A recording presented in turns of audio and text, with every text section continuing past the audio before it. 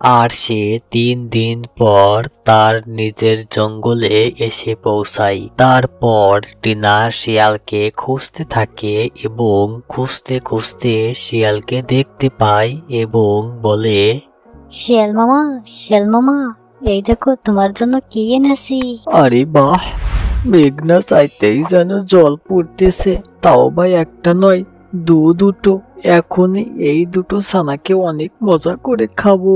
শিয়াল মামা, তুমি অনেক ক্ষুধার্ত তাই না মামা? হ্যাঁ রে ছানা, আমার অনেক ক্ষুধা পেয়েছে। আয় তো তাড়াতাড়ি আয়, আমি তোদের খেয়ে আমার ক্ষুধা মিটাই।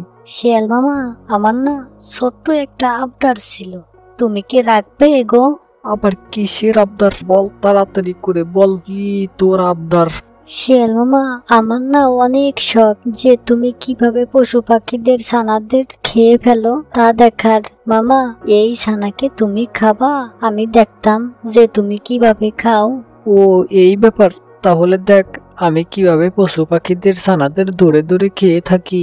এই বলে শিয়াল মায়া ছানাকে খপ করে খেয়ে ফেলে এবং তারপর কোথা থেকে হঠাৎ করে একটা খাঁচা এসে শিয়ালকে বন্দি করে ফেলে।